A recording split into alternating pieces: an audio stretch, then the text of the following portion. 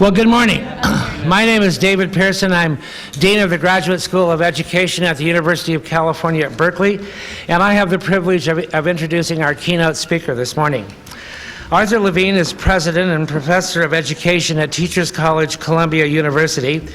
He received his bachelor's degree from Brandeis University and his PhD from the State University of New York at Buffalo.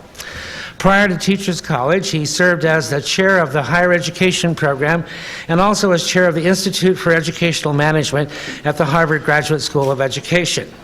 Art is author of scores, literally scores of articles, reviews, and books. His most recent book is When Hope and Fear Collide, a portrait of today's college students.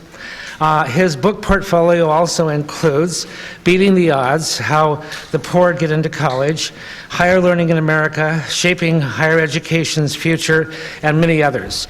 His op-ed pieces appear regularly in publications such as the New York Times, the LA Times, the Wall Street Journal, the Washington Post, the Chronicle of Higher Education, and Education Week. Art has been recognized for many awards and honors.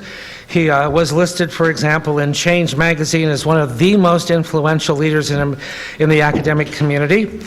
He's a Carnegie Corporation Fellow. His book on reform of undergraduate education was the American Council of Education Book of the Year a few years ago.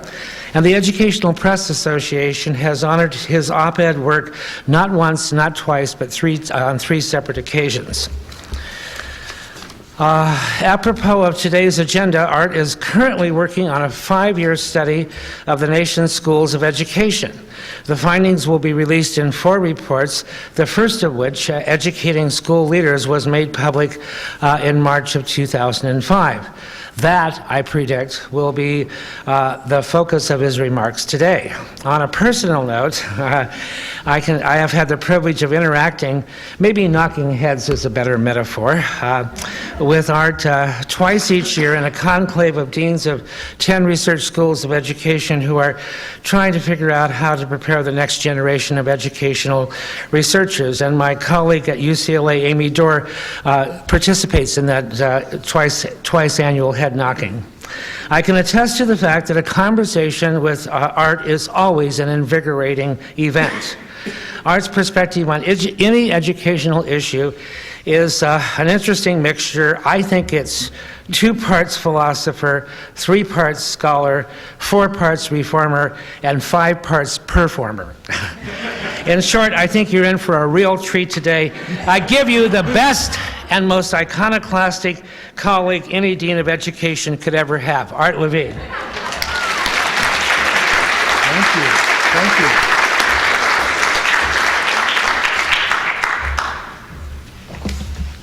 Thank you, David. I can't tell you how much I hate following the guy you just described. It's a real honor to be with you today, though I've got to tell you, I really hate coming to California. The reason is I lived here for 5 years, and every time I come back, I keep asking myself, why was it I left? I'm only going to speak for a short period of time. That may not be obvious.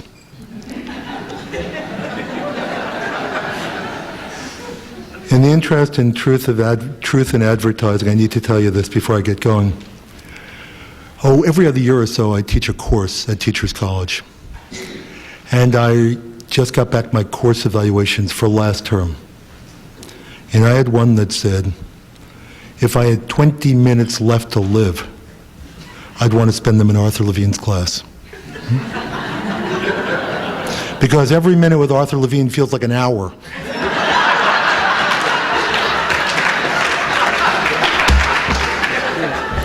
So by those standards, we got about 3 days together.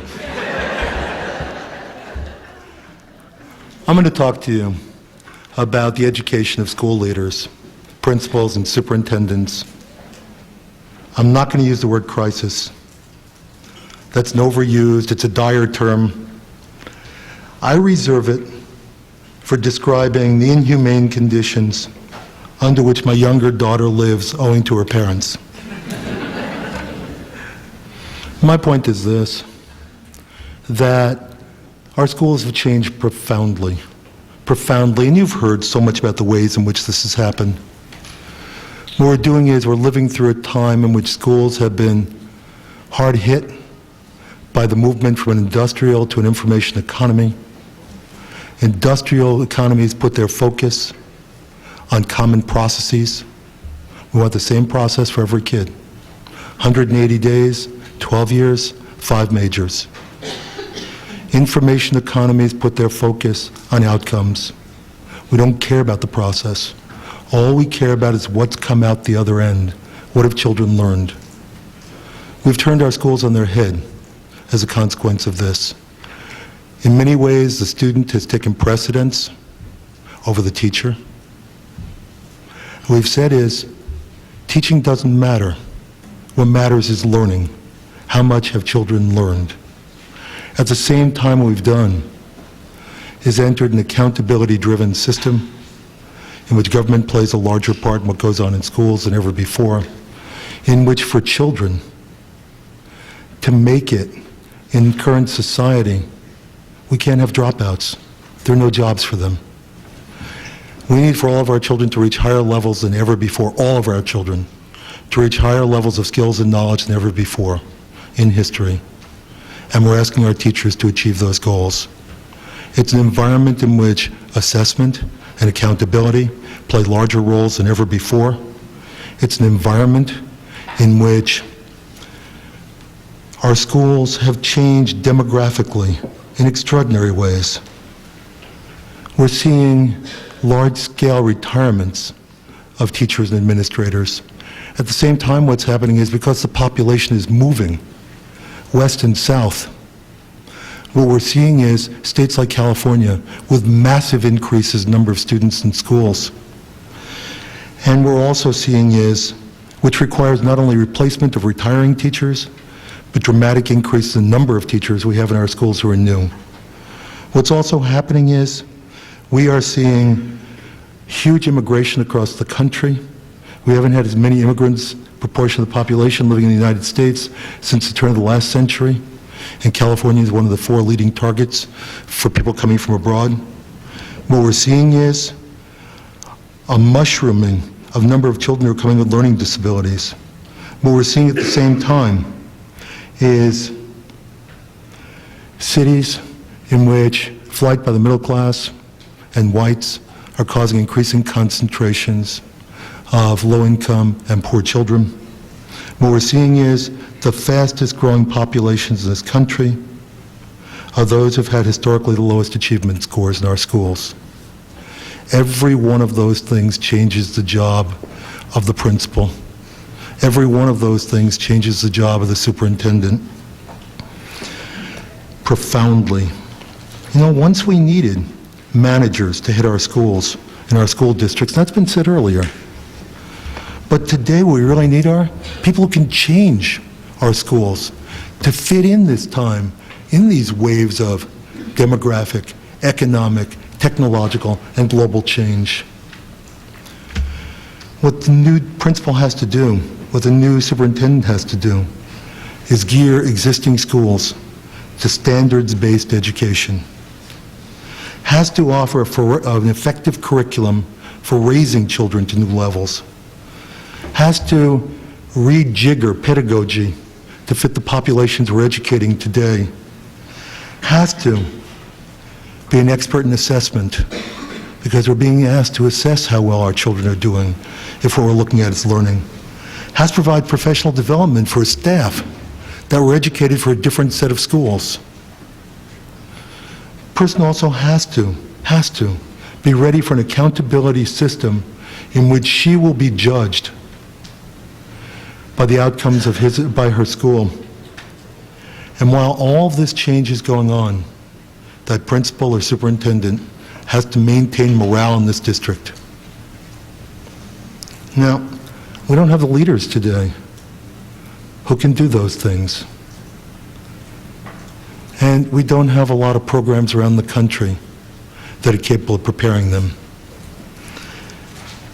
And we have the question, where are we going to get all these new people with 40% of principals leaving and a larger proportion of superintendents leaving in the next decade? Well, I don't know. Thank you. Are there any questions?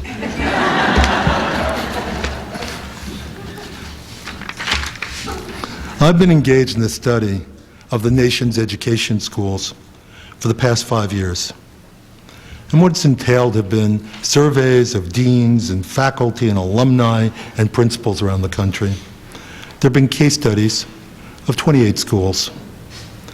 There have been studies of the programs offered, degrees offered, the quality of dissertations, etc. And the program was funded by the Annenberg Foundation, the Ford Foundation, the Kauffman Foundation, and the Wallace Foundation. The conclusion of the study, to cut to the chase, is there aren't a lot of strong programs in the field of educational leadership. The majority of the programs around the country would have to be rated inadequate, and some even appalling. And they're not related to an institution's stature. One of the worst programs I saw anywhere in America was at one of this country's leading research universities. The shortcomings of programs, the weaknesses, the potential pitfalls. One is the curriculum. And the problem is that it's not particularly coherent. And it's not tied in any ways. It's, in fact, in some cases irrelevant from the needs of school leaders. What it amounts to, in general, the master's degree curriculum ends up looking like a random grab bag of courses. It sort of surveys all of the wares offered by education schools, from research methods, historical and philosophical foundations of education, on and on it goes. There was one course that dealt with the principalship. And one of the exercises that I used was to take that course out and share the list of what people were taking and ask what others thought it was for. Not a clue. Not a clue who the audience was or what it was intended to achieve. What we have is, we're living in a time in which 63% of principals rate their courses as valuable. That means 3 out of 8 don't. We're living in a time in which 56% say their programs are high in quality. Means 4 out of 9 don't. And 47% say their programs are just out of date. Another difficulty in many of the programs, in the majority of programs, a general description would be that they're low in admission standards.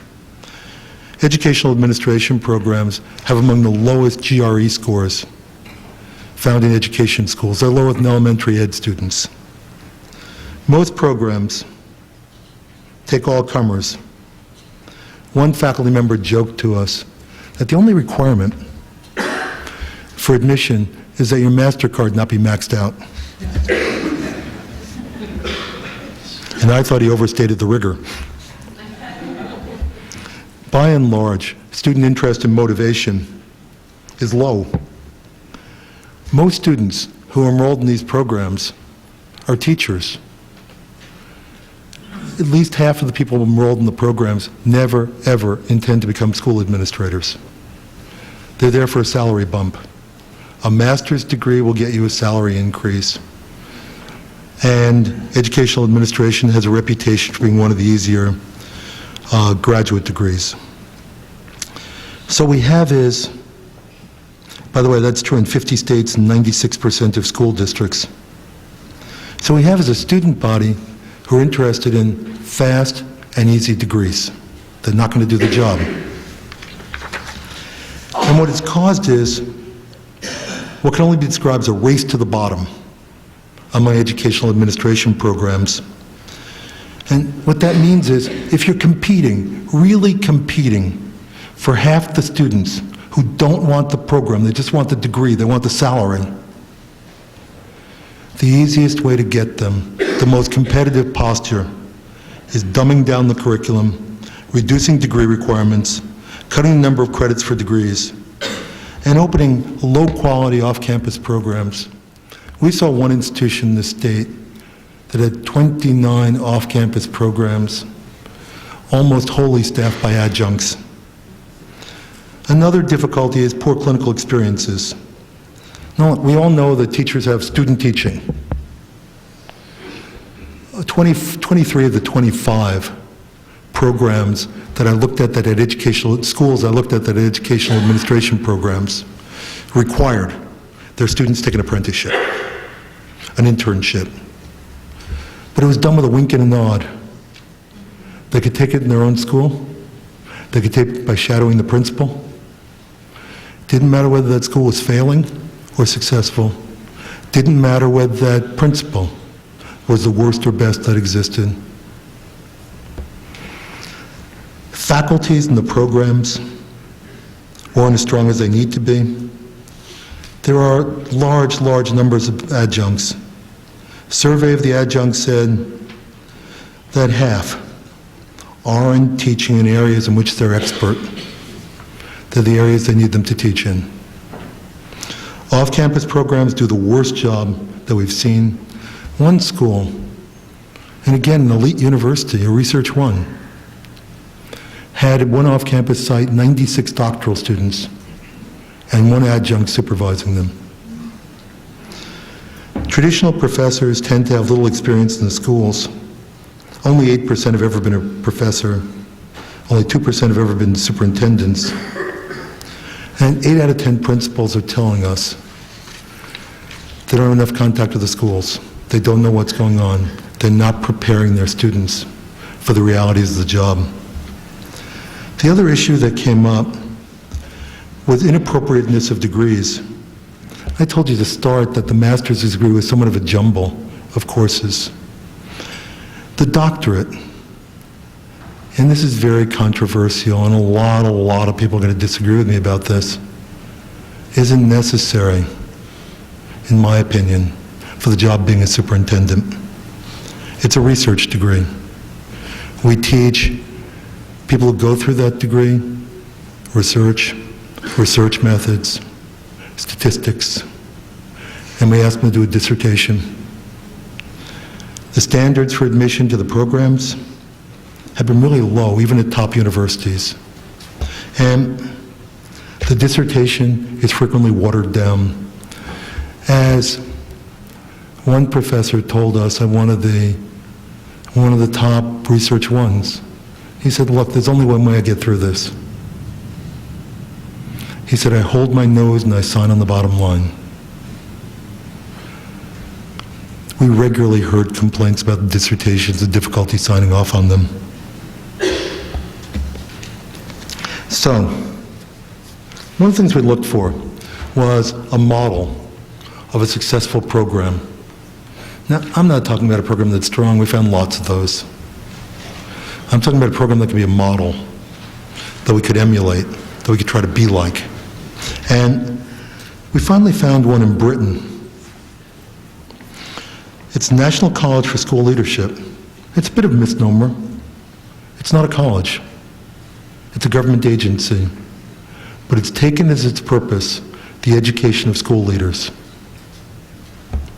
And the program that it offers is organized around 5 career stages, beginning with, God, I really want to be an administrator, to I've been doing this for 300 years and I'd like to see some change.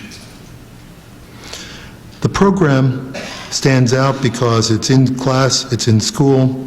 The faculty are a blend of academics and practitioners. They use active learning methods almost exclusively. The research is the most impressive I've seen in any educational administration program. And what stands out about it is that they're focusing on real school problems. And the hope is that research can be guided by school issues, and research can fuel practice. And there's also a sense that this stuff, this research, ought to be turned out in real time without waiting the 2 years for a journal to do the work. Some of the work is done by practitioners. A good deal of it is contracted out to universities. It's a very impressive program that begins to look at issues. The criterion for success in all the programs is student achievement. What effect has this education had on student achievement? And they're beginning to look at the relationship between what they do and what effect it has on children. That's important. The other thing they do, which I haven't seen to this degree anywhere, is focusing on continuous evaluation and self-improvement. They do it, and it's extraordinary. Now, what should be done? How can you improve this situation? And I offered 6 recommendations. And the first was end incentives for low-quality programs. And what I mean by that is school districts and states, simply by saying, simply by legislating, simply by regulating, can say, you know, we're not going to give you a salary bump for taking any program. It needs to be related in some way to what it is you do for a living. Maybe it updates your skills. Maybe it broadens your skills. Maybe it moves your skills into an allied area, but that's what it has to do. And if you take an educational administration program, you'll be rewarded for it. Once you become an educational administrator, we'll give you the salary bump. That would have a profound impact on who takes these programs. Second is universities we found in the course of this research were using educational administration programs as cash cows. Educational administration programs were generating lots and lots of money by taking so many students and having such low requirements, using adjuncts instead of full-time faculty. And what universities did in many cases was take that money and apply it to other areas of the university that were thought of as higher priorities for the future, so that that kind of funding encourages low quality on the part of educational administration programs needs to be reversed at institutions where it exists. What we also found was, what was also recommended, is close failing programs. The notion was that programs ought to be evaluated. Every program ought to be evaluated, and the report gave 9 criteria by which they might be evaluated. And it said what ought to happen at that point is that programs that were capable of improvement, offered the promise of improvement, should be strengthened. And those that were weak and lacked the basic foundation ought to be closed. That job ought to fall first to schools of education. If they don't take on that challenge, universities have a responsibility to do it. And if universities don't do it, it then becomes the task, the obligation of the states. And we're seeing more states do it. Illinois is about to do it for all the leadership programs in state. Louisiana's in the midst of doing it. And there are others who are on the verge of carrying out this assignment. The next was, how do we get beyond that jumble of courses that constitutes the masters? And what's recommended is creating a new degree, the Masters of Educational Administration. And the reason for it is, if we look, what do you need to do this job? It's a combination. Certainly it's education courses, but it's also courses in leadership. Why not create a rigorous program, make it a 2-year program, which includes that kind of interdisciplinary coursework, includes internships that are real, includes a faculty who are practitioners as well as academics. And if you can provide that kind of base for people, the equivalent of an MBA, which is a terminal degree, why shouldn't this be a terminal degree? Over time, as people want to advance in the field, as people continue in the field, why not provide professional development, updates, new developments, strength, building new skills through short programs, not degree programs. And if a principal wants to become a superintendent, why make that person take a doctorate, write that dissertation, spend those years earning credits? Wouldn't it be better to take that principal and say, look, we have this program for you. It's a short program. It's not a doctoral program. And what it'll do is teach you the skills and knowledge you need to advance in administration. And what we're then going to do is place you in an internship with one of the best superintendents we can find. And once you get to your new job, we're going to provide mentorship to get you through the early periods. Wouldn't that be better preparation than taking a doctorate? The next recommendation, which follows thereafter, is get rid of the doctorate in educational, get rid of the EDD, which must be universally popular in this room. The rationale for it is that what's happening now is that there's no state in the union that requires an EDD to be a superintendent, not one, or a doctorate. But what it's become is a matter of prestige. So school districts might really, really like to have a superintendent with a doctorate. And they look for them. And affluent school districts might really like to have a principal with a doctorate, and they find them. Why create a hurdle that's not connected to the job? Why create a degree that's a matter of prestige rather than need? To continue with degree and the proliferation of degree, in some ways, represents the triumph of status over content. I think we can do better. And there are so many places around the country that are taking this degree and demeaning it. And PhD, I recommend the PhD be a scholarly degree for those people who are interested in careers studying educational leadership. We're talking about a small number. And I also recommend that degree be lodged wholly in research-extensive universities. They're the only institutions in the country that have a faculty that's sufficiently productive, and we did studies of productivity among faculty, sufficiently productive to be able to support a student body that's going to be engaged in scholarship. Now, my report is the latest in a steady tattoo of critiques of educational administration programs. The problem is, they've been largely ignored. There was a report 18 years ago in which a commission set up by the major educational administration organizations recommended closing 60% of the 500 existing programs at that time. Well, today we have 600 programs. And what I fear is this isn't going to continue. We have to listen this time. And the reason isn't that what I found is any different than what anybody else found. The reason that the times have changed. Voluntary actions like accreditation of these programs haven't done it. It's not mandatory, it's not needed, there's no point in it. And states are stepping in, and they're stepping in three kinds of ways. The first is they're creating alternative routes to administrative positions. Right now, there are routes that allow you to become an administrator without the traditional credentials, without having stopped at a university on the way through for a graduate degree or a modified program.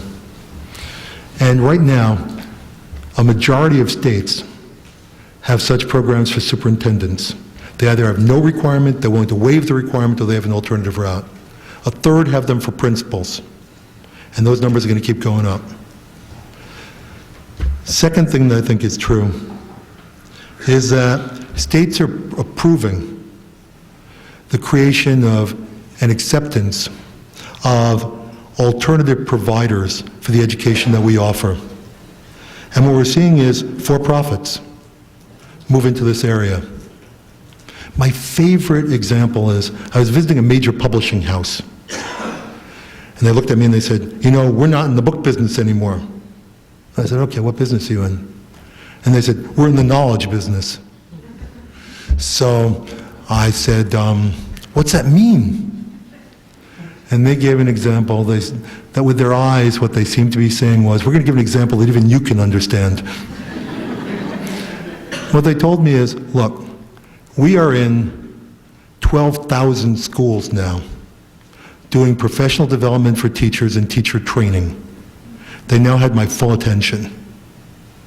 We plan to do the same thing for school administrators. We're doing it by satellite, and we're doing it online. And I thought at this point, okay, I still have the edge. I asked, by the way, no universities ever come close to those kinds of numbers.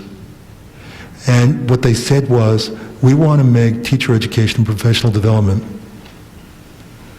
our brand product. In essence, we want to make it chicken after Frank Perdue. And what they said was, as I asked, I said, so where are you getting your content from?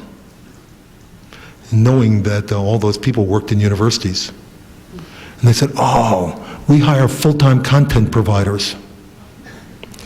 Now it turns out I have no friends who are full-time content providers.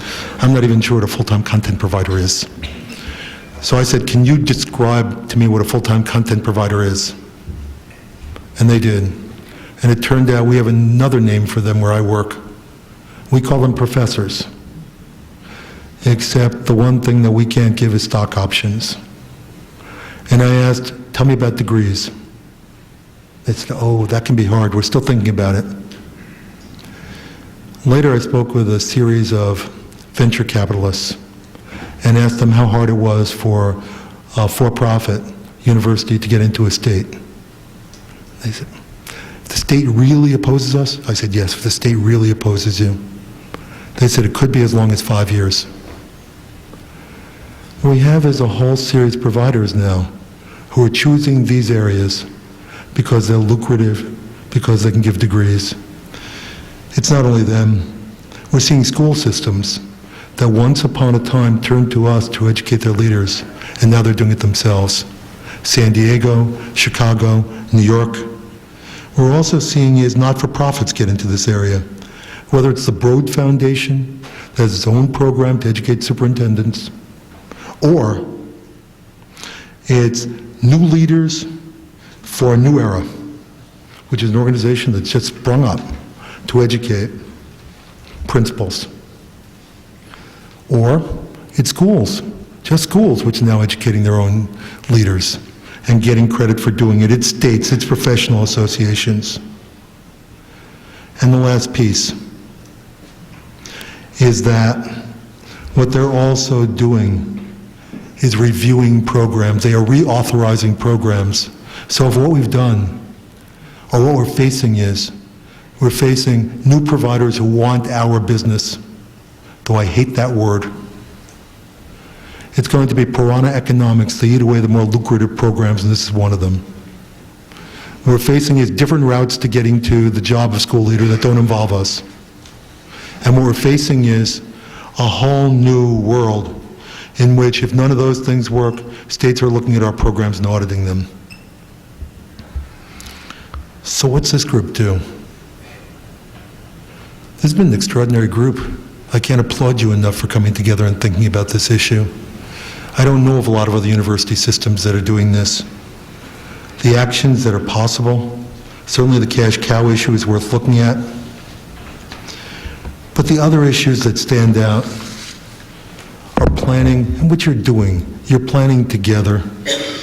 But what we really need to ask in all of our programs is what's really needed by the people who are going to be leaders, and what kinds of numbers are needed in our states.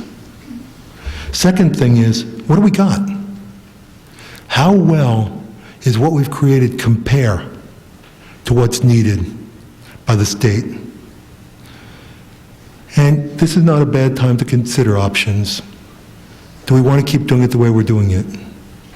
Is an MEA something that's reasonable? Is an EDD something to be continued? Then we have the task. The program has got to be aligned. What we do has to be aligned with what a state needs in this area and what schools need and what children need. Failing programs have got to close. Strengthening new programs. It's also important to study the impact. What difference does this program make?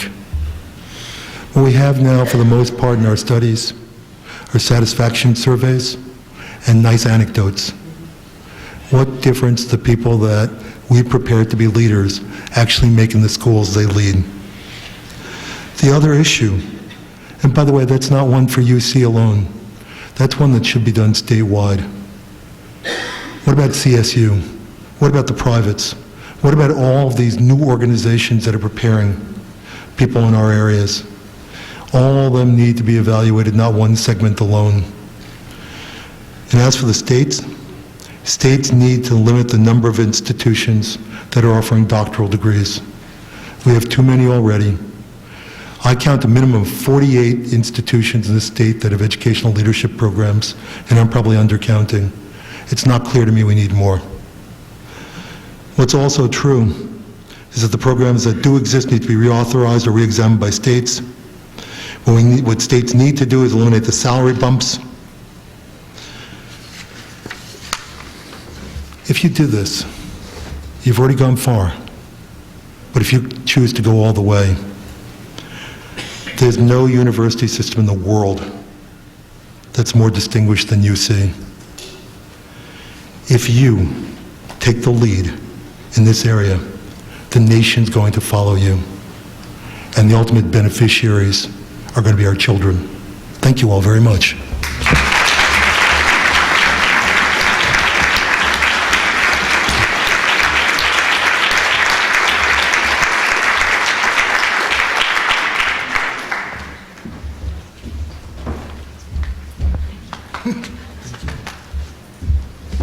So on behalf of all of us, I want to thank Art Levine for the work that he's been doing to look within education at the university level at how we do our work and how it relates back to the profession and what's needed in the profession.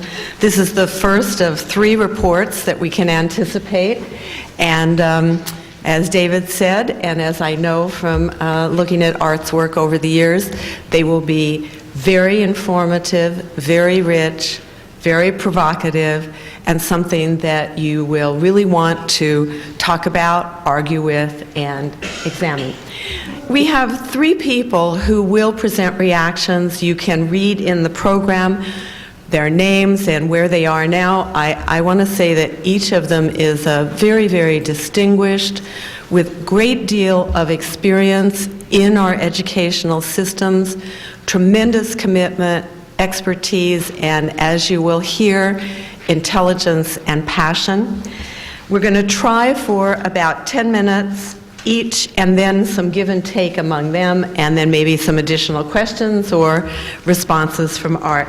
And I'd like to start with Bob Collins, who for me as Dean in LA has been a fabulous resource and example. Bob? Thank you. Do you want to come up here, Bob? That might be a little bit easier. Okay. Who knows? Let me give you several of my observations regarding leadership in K-12, and in particular leadership in high schools in Los Angeles, but leadership, I think, in urban core areas around the nation. And the first piece that I need to address is that I do not believe schools of education can teach administrative leadership if they are not involved in the nitty-gritty, everyday challenges that face schools. You just can't provide professional development to principals isolated from the challenges that they face every day. There's no question in a district like Los Angeles, where we're facing a 50% dropout rate and a higher rate for African American and Latino students between grades 8 and 10. If schools of education are not part of that solution in a hands-on manner, if it's only research that is not translated to practice, then their ability to function as trainers of administrators and superintendents is significantly and severely handicapped.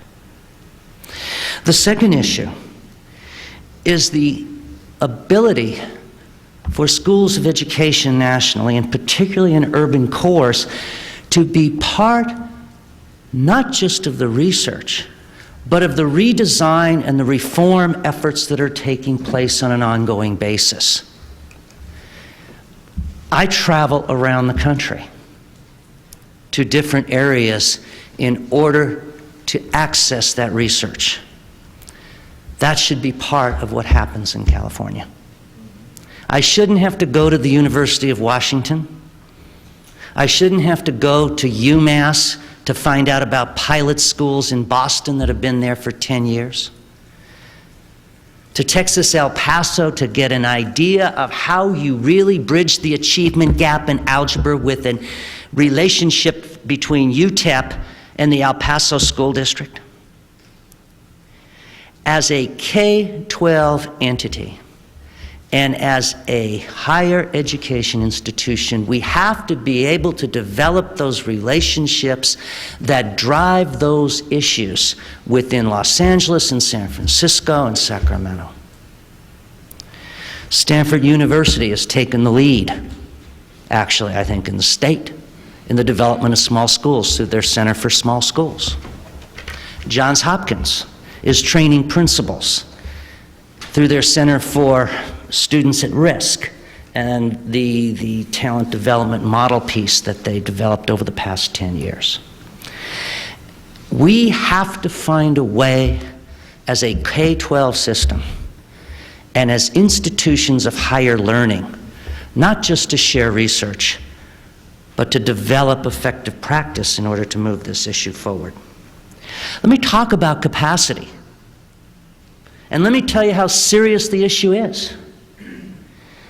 I supervise over 200 secondary schools in the city of Los Angeles, over 60 high schools, and we are adding another 20 high schools in the next 3 years. We're building them as fast as we have children coming into them.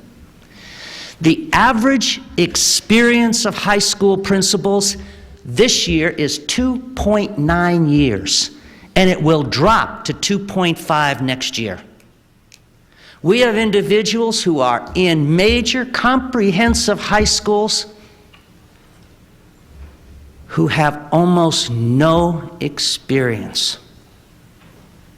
And there is no program ongoing unless we develop it ourselves to continue to provide the resources and the opportunities for these people to lead an effective institution.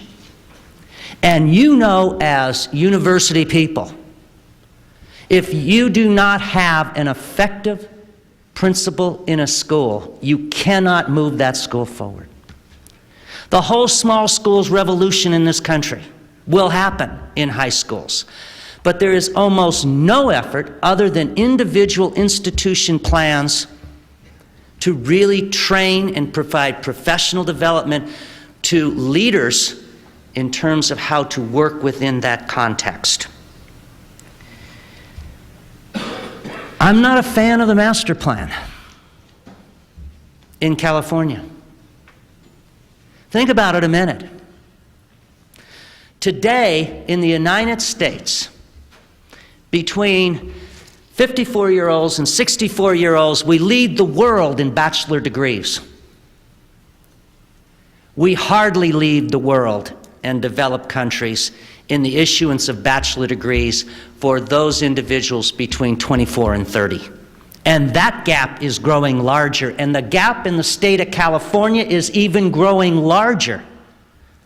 The most recent report 2 weeks ago made it very clear that as a state, we are falling farther and farther behind the number of individuals with bachelor degrees and the number of individuals who will be able to provide competitive jobs in this state. If we do not find ways in which to train effective leadership to give access and equity, particularly for children of color, I worry about our state and its economy over the next 15, 20, and 30 years. Actually, Art was right. ETS comes in to see me. They have a principal training program. 2 private companies, and I won't give you their names, come in to see me to tell me, and these are, by the way, hardly what you'd call takeover companies or anything like that. These are publishers. They're taking over 5 schools in a major urban area And I asked the CEO, and I said, well, what do you know about taking over a school? We don't know. You know, we do a bunch of test prep and things like that, but you know something? We're going to train principals, and we're going to train teachers, and we're going to make this work. We are losing in our urban cores the ability to keep what is our education practice going. Can you imagine for a minute a private company coming into the UCLA Medical Center and explaining to them that they are now going to take over the the new doctor training? Can you imagine that happening in the law school at UCLA? That Pearson's coming in to train all the lawyers because, well, you know, we just think we can move the agenda better? As schools of education, by developing a relationship, not just of research, but of practice, I believe we can change that around. But I also believe as universities we have a social and moral obligation to do that. I worry, in conclusion, as I visited some school districts, because the last part of Art's article was probably the most poignant to me. And he didn't say it. Time is running out. It really is for public education. I visited some of the urban cores on the East Coast and walked through those communities and walked through those schools. They've lost it. They have lost it. How they ever bring it back, I don't know. If I have any message today, is that we better be very sure in California we don't lose it as both a public school system, K-12, and a university and state college system. Because once you go past that, it would be very, very difficult to bring it back.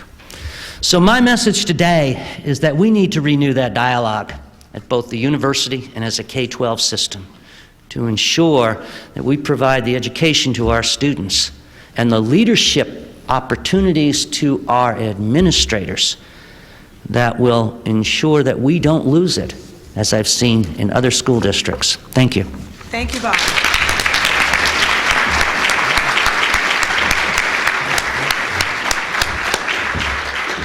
Thank you, Bob. Dr. Carstens?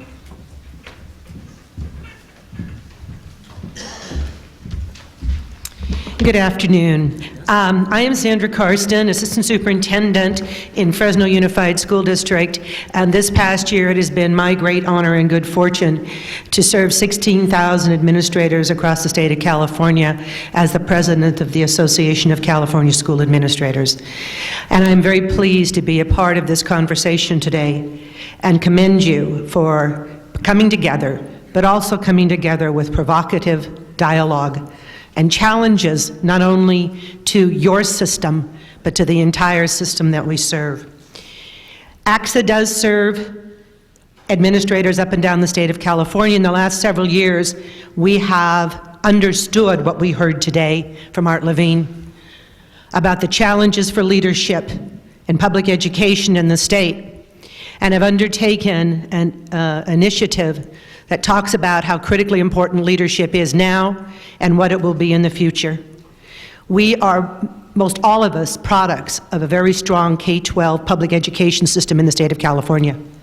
I am both a practitioner in that system and a consumer in that system. I grew up in this state, my children grew up in this state. They are products of K-12 public education and your very UC system. And they are doing very well, thank you very much. But my kids don't reflect the demographic in this state. And my deep concern is that all of us in public education have not kept pace with the changing demographic, the changing need, and the changing political condition of public education. And that we need to come together across the board and put our individual interests aside and talk about saving this wonderful institution that has meant so much for so many in this state. That is what motivates me. That is why I continue to work after 36 years in public education. I come from the central San Joaquin Valley. We are excited about UC Merced and the opportunity to become part of the UC family. We have not had that opportunity in our valley, and so we've had to outreach to other areas within the state to be part of your system. We have a strong Cal State system, and we have worked together with them. And we have privates as well. And many of those are institutions that focus particularly on teacher education and teacher certification. We need all of us to step back, take a look at what our schools need and what our leaders, both teacher and administrator, need to be successful and to meet the challenges that are facing us in this state, with a strong accountability system that all of us welcome, but all of us are challenged to meet. I particularly enjoyed reading Dr. Levine's work and want to focus on a couple of pieces of that struck me and struck a chord with me. The first one had to do with purpose. What are we educating folks to do? What is the scope of that curriculum? In our school district, we are about continuing to reach out and recruit educational leaders who will step up and be the principals in our school district, 100 schools strong. And we are facing that very exodus that was spoken about earlier. Baby boomers, and I'm part of that group, are leaving. We have a wonderful opportunity now, and I see it as an opportunity to build the next generation of school leaders. But those school leaders will look very different than their predecessors. Their skill sets, their competencies, their experiences will need to be very different. I served as a principal for many years. In the last 5 years, I have supervised principals. The job they're being asked to do is very different than what I was asked to do, what I was trained to do, what I was skilled to do. If we don't accept that, understand the role and function as it is today, and adapt our programs and our training, protocols and pedagogy to meet those changes, we will be facing what we just heard as the opportunity for extinction. Because there are other entities out there that are ready and willing to at least appear to meet those needs. The proof will be in how well those folks are able to meet the challenge and whether they're willing to stay the course when it gets tough. And so that's our job, and we will be here, and I have great faith that we will continue to be here. But we need to work together, both practitioner, researcher, post-secondary leadership, to look at really what it takes to be a school principal, to be a district office administrator, to be a superintendent, and come together not only for the pre-service work, but the ongoing, continuing development of those individuals. And what struck me in the work that we read prior to today was that there are really two key elements to what we need to do. The pre-service, certainly, but that should not be an isolated experience in an education institution that does not outreach to its local community, that does not reflect the changing demographic and need in the state of California, with ample opportunity for folks to see themselves in those roles and understand the challenge they're taking on. But secondarily, we have many school leaders who need to continue their learning, continue their skill development to meet the ever-changing needs in this state. Our association and other entities continue to do that work well beyond time people have a master's degree or a doctorate in education.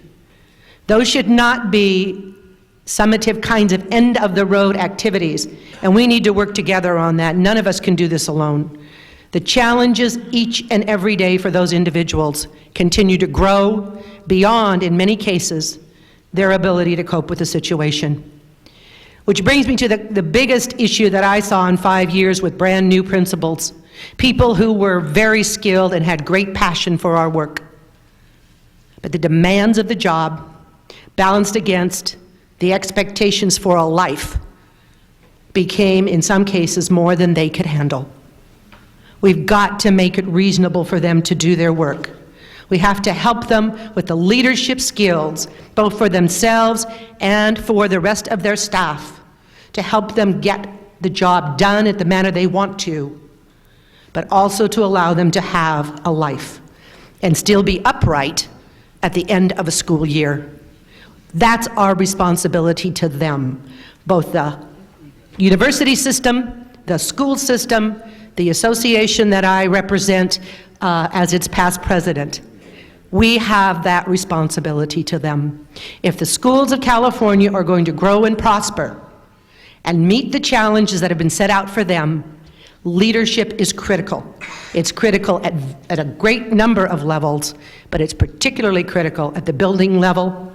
And unless we are able to develop people who can do that work and then make a commitment to stay with them through the course of that, they will not want to enter this profession, this proud and noble profession that has served so many. So to me, that is one of the greatest challenges we have right now, is to make sure that we find the best and the brightest, and that we say this is a team effort. And we need to get better at those partnerships, at those collaborations, at those working relationships that let people know they have a network to support them, to encourage them, and to develop them as the demands for their work continue to change. And in closing, one of the things that I have found that's critically important in the work of our young people and all of us is the ability to be a reflective learner. And if I would challenge you to do one thing in your work as you continue to work with individuals who come to you thinking that a job or a role or a profession in school leadership will be important, is to give them huge and wide-ranging opportunities to reflect on their work, to be critical of their work, to be able to look at what they've done, to grow in that experience so that they can help others do the same. We are at a point in time where we're being asked to look at all of our work product, all of our work environment, all of our culture as an organization, K-12 education. We need practitioners in the field who have the courage and the skill set to look deeply and critically at what they do and see it as an opportunity to grow and become better and better serve students in this state. So if we can do that together, create learners forever and reflective practitioners, we will go a long way in helping people do their job better. Thank you.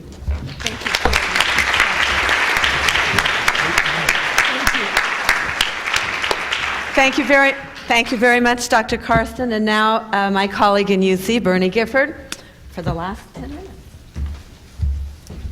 Thank you very much. First of all, Arthur is a good friend, and he even had the good judgment 5 years ago to offer me a job as a professor at Teachers College. And there have been moments when I've wondered if I made the right decision in remaining in California. But today, in addition to complimenting Arthur, I've come to tell you that I think he's wrong on a number of fundamental issues. And let me just give you a little piece of history, because Arthur is traveling in the footpath of some other reformers. About 100 years ago, there was a secondary school principal by the name of Abraham Flexner, who was hired by the Rockefeller Foundation to survey the quality of medical schools in the United States.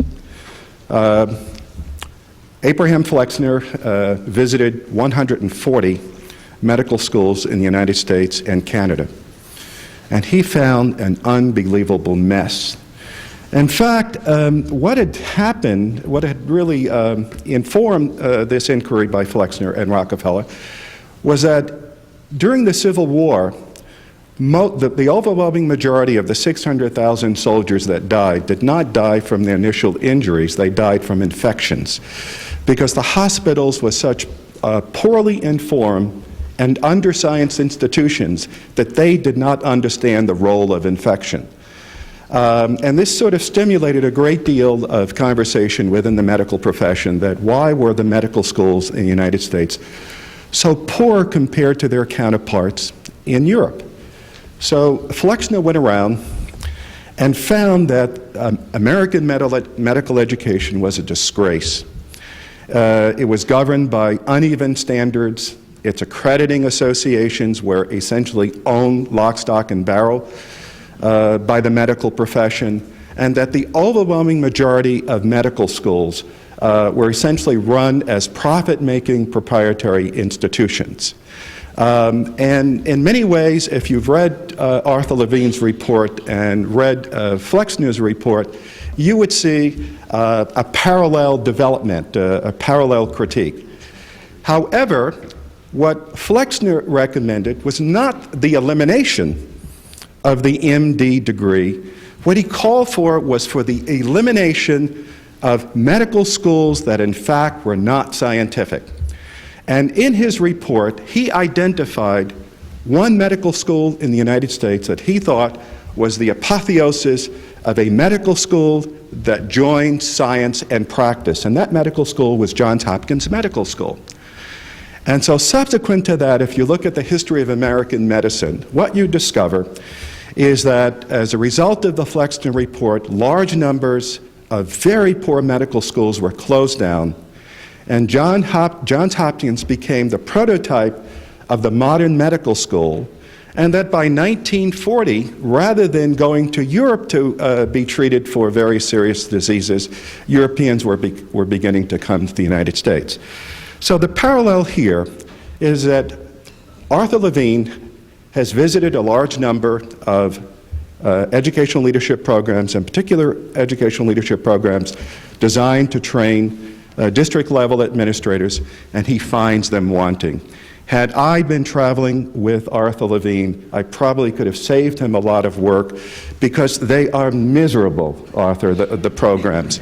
I would also have told Arthur Levine, as he reported in his study, that educational administration, as a field upon which one should build leadership programs, it's a miserably underdeveloped field, and that is why, at least in our program at Berkeley, there are no education administration courses, and we have gone out of our way to declare our independence from education administration as a field.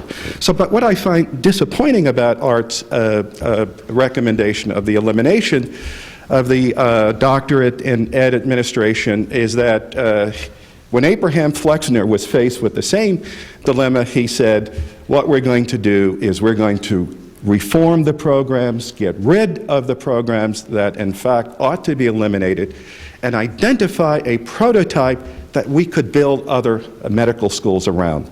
I'm a graduate of the University of Rochester Medical School. I have a PhD in biophysics from that institution. And what's interesting about that school, that was the first medical school built from the ground up according to the Flexner recommendations. The first one. Flexner flew up to Rochester, met with George Eastman, and George Eastman said, I want to be better than Johns Hopkins. I want to be the best medical school in the country. Teach me how to build such a school. And for about 25 years, graduates of the University of Rochester Medical School not only became physicians in medical schools throughout the country, but they also provided leadership to many other medical schools around the country. In fact, the first dean of medical school at UCLA was a Rochester graduate, imported from Rochester because of the background. So were I Arthur, I would have suggested that what Arthur should have done, rather than calling for the elimination of ed administration programs, he should have identified one or two that he thought, in fact, embodied the kinds of standards and practices that he thought should carry the profession forward. There's another reason, Arthur, why I strongly disagree with your recommendation that we eliminate doctoral programs in educational leadership, is because I don't want to let research universities off the hook. One of the reasons this field is in such poor shape is that the major research universities in our country abandoned educational leadership about 40 years ago, including the University of California at Berkeley, and many other institutions. And as a result, we got exactly what we should have anticipated. Because we cut these programs off from broad research, from evidence-based decision-making, from contact with parallel fields, we help to impoverish the field. So if we were to go with your recommendation, in fact, the University of California would be given a free pass to continue its historical neglect. I think that would be a mistake. Otherwise, I think Arthur's report is a brilliant examination of the field. He analyzes all of the defects in educational administration, but I think his recommendations do not show the same insight and intelligence that his analysis shows. Thank you very much.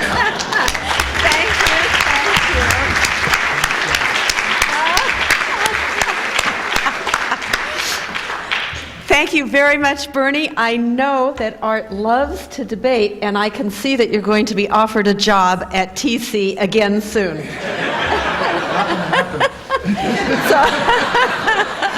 we're not willing to take it. That's it. You got it. So I think the right choice right now, because our three commentators were fabulous in the perspectives that they shared, and in doing it with an economy of words. We have a little bit of time for Art to begin a little response or dialogue, whichever you would like, Art. Either way, I don't care. Is it on? Are you on? Okay, well, you're going to have to stand up then. Right now, we'll play around with these while you stand up. I thought the first two respondents were brilliant.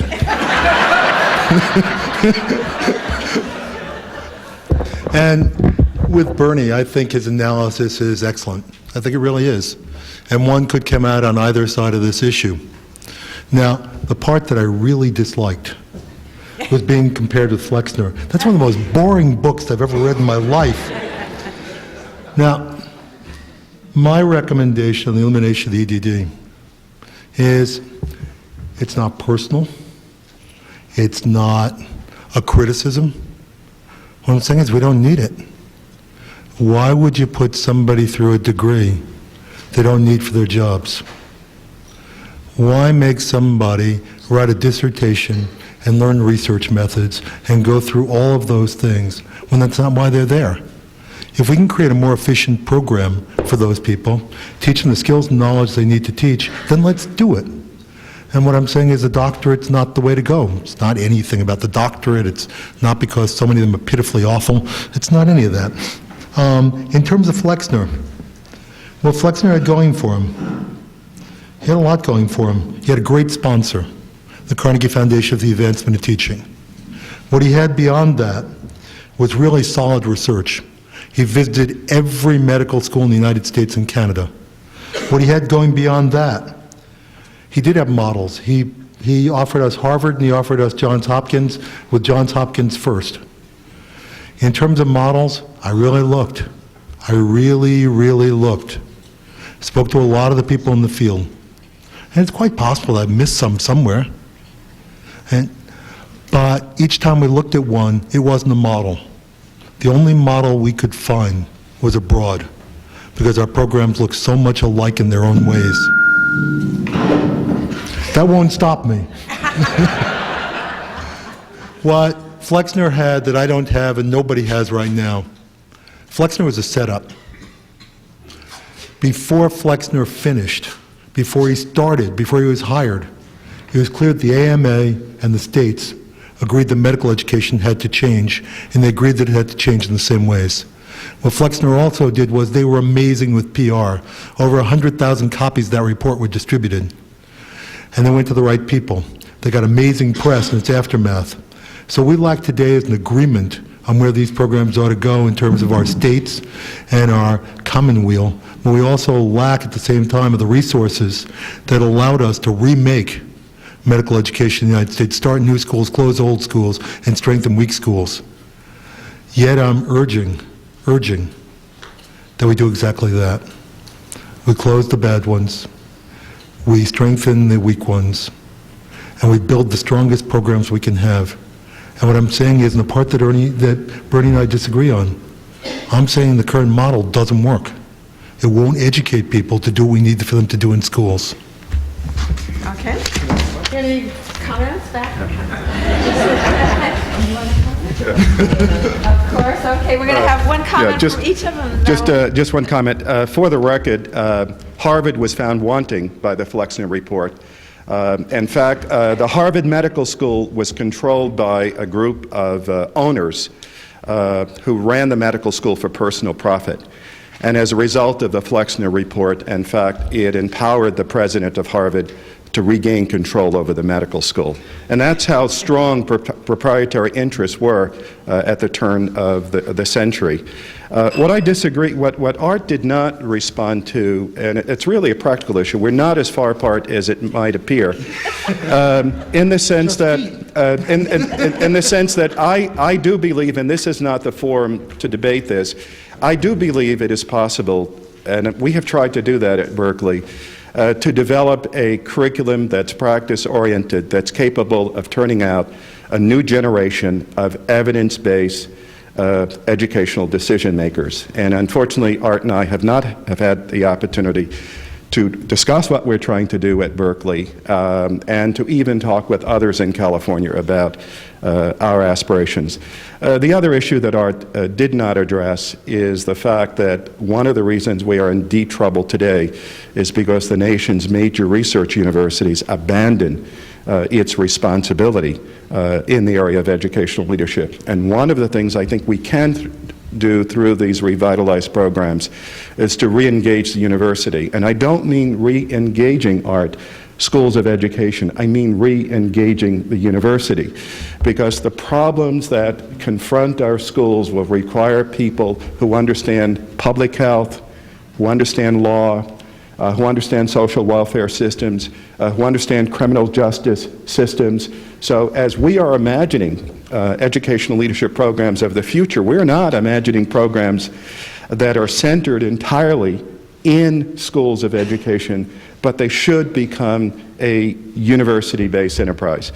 The other reason I disagree with Art on the need for doctoral programs is because I am not convinced that the existing organizational structures around which we have organized our K-12 educational system are structures that should exist in the future.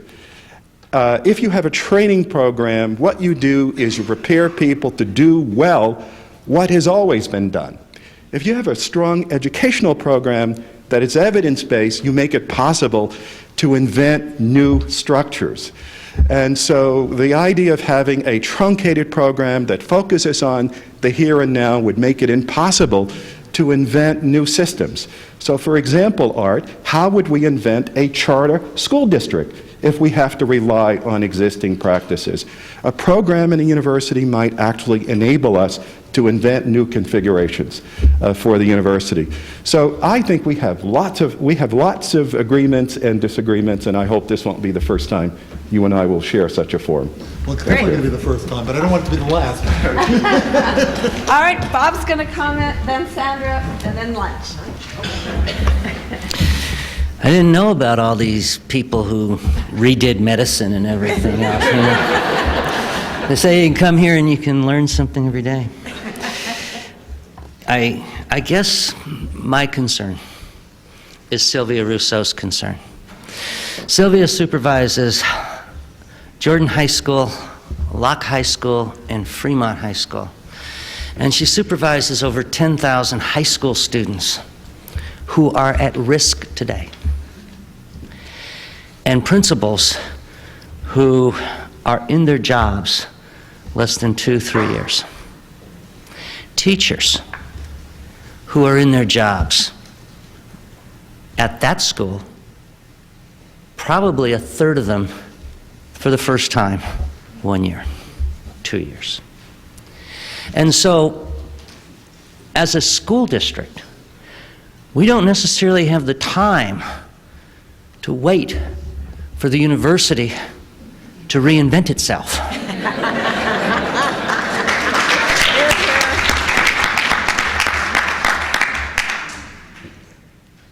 In K-12 education, we kind of fix the airplane while it's flying.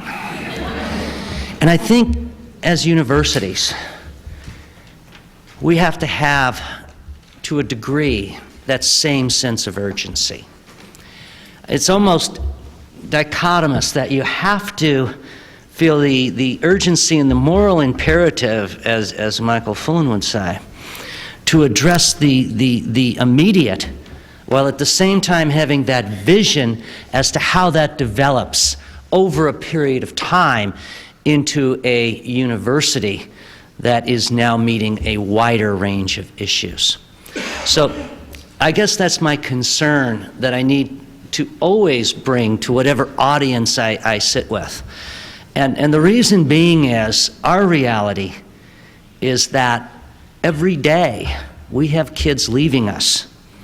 And every day that happens, it diminishes the quality of the social environment in which we work, in which we live, and the opportunities that we're all going to have.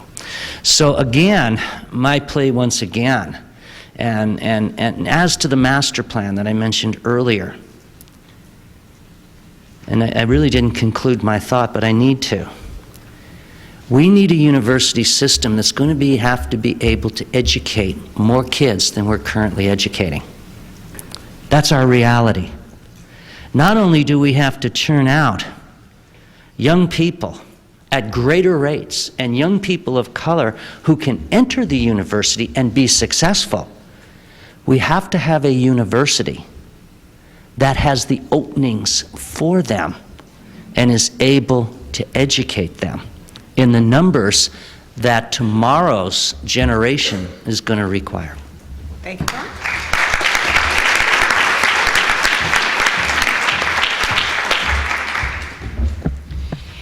As I listened to the comment about what we do as K-12 to continue to try to meet the challenges we face, we do institute our own development programs, leadership training programs, all the rest.